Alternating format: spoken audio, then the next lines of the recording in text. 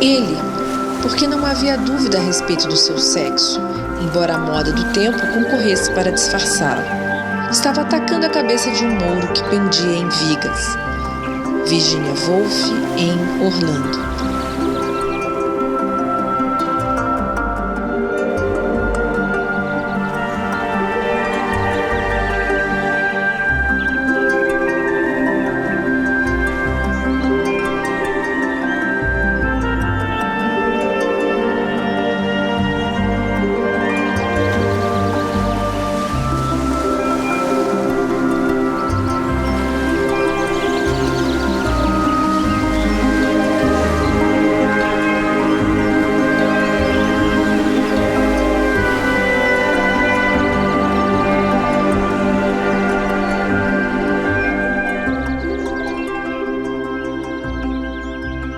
Ela, pois ninguém podia duvidar de seu sexo, ainda que em sua tribo e na sua idade todos parecessem iguais.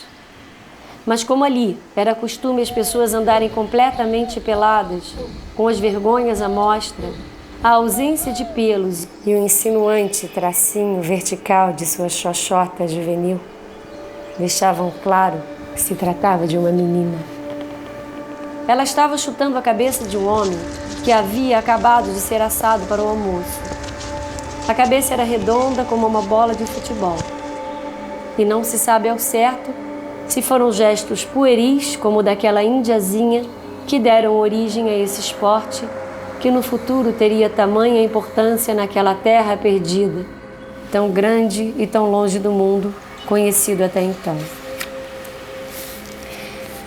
Aquele lugar, que bem mais tarde seria um país chamado Brasil, estava começando a ser descoberto por povos do outro lado do globo terrestre.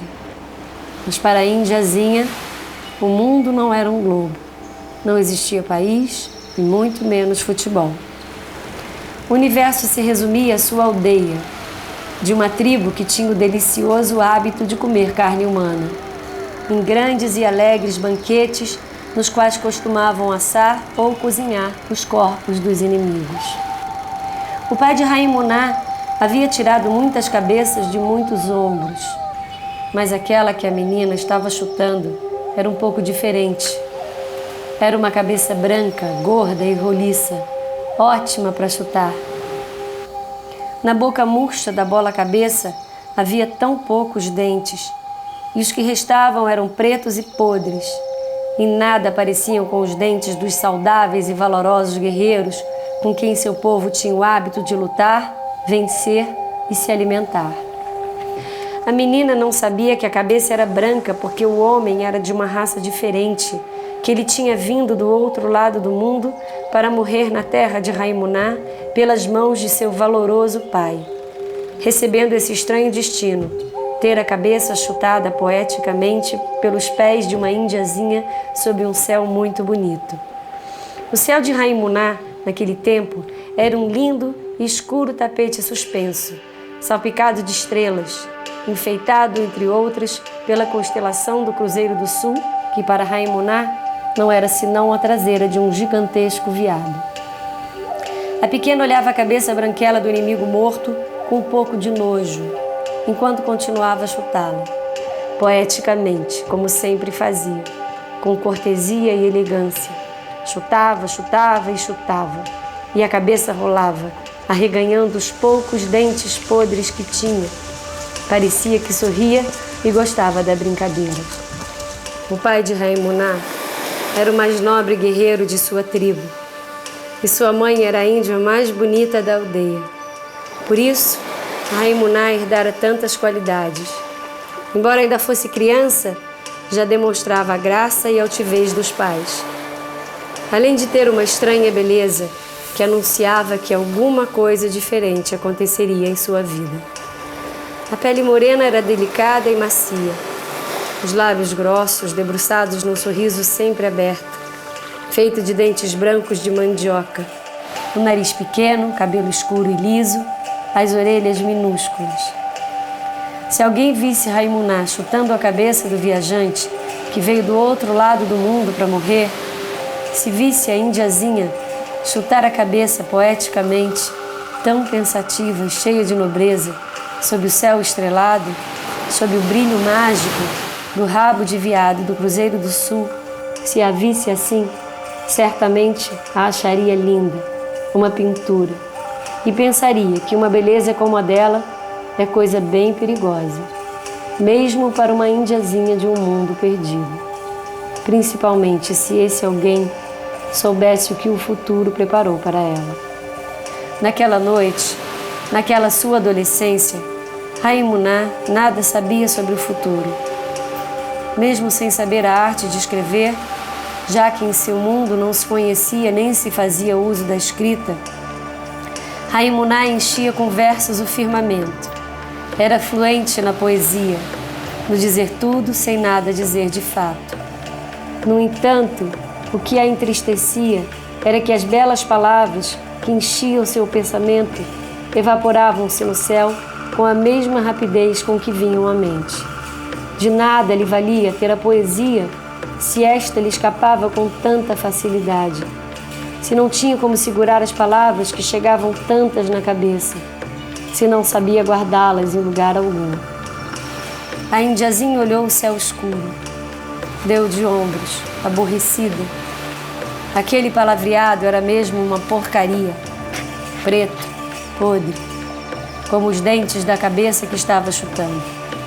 Nada, nem ninguém naquele lugar precisava de seus pensamentos complicados.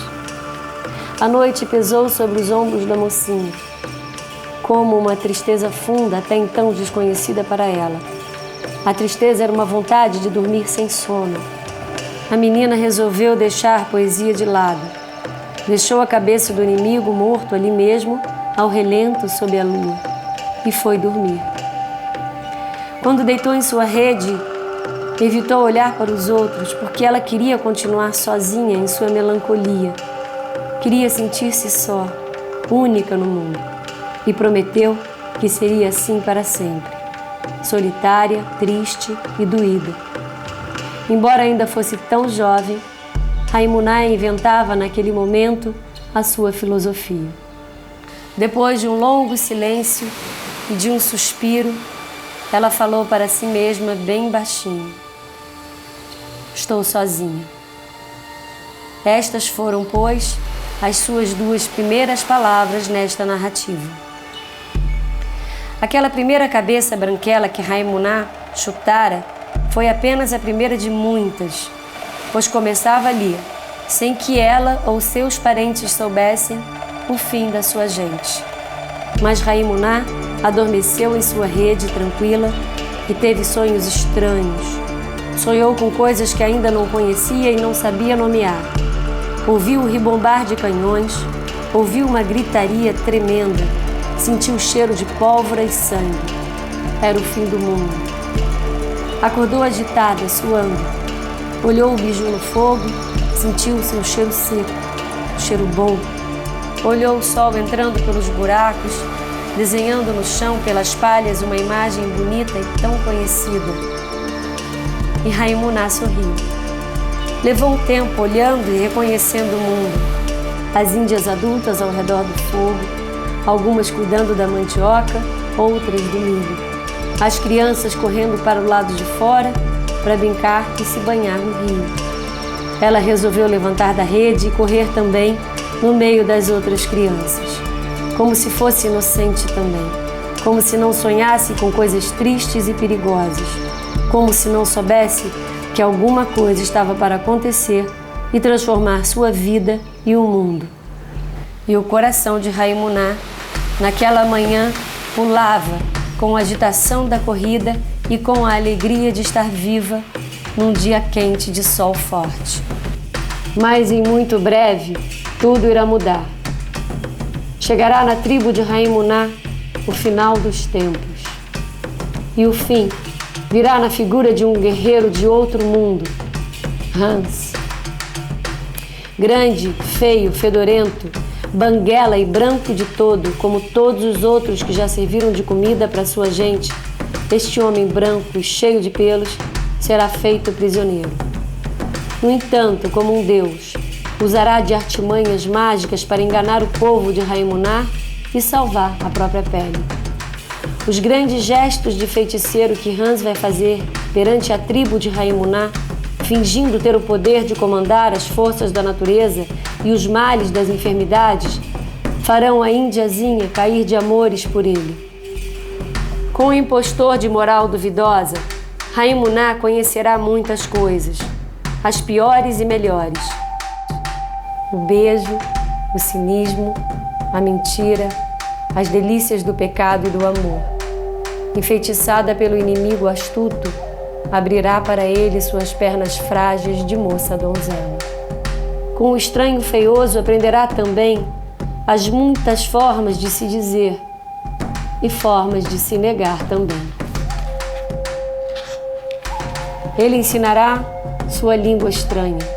Cada vez mais encantada com a possibilidade de uma nova vida com Hans, Raimuná deixará seu mundo para se perder em outros e nunca mais vai se encontrar.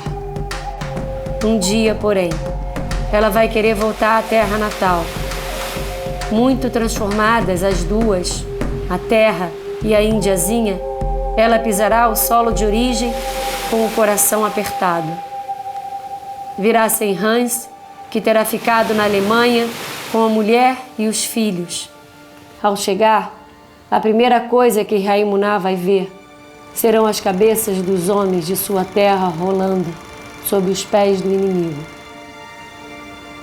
A mulher virá com um nome novo, talvez Raimunda, talvez Macabeia, talvez Corina.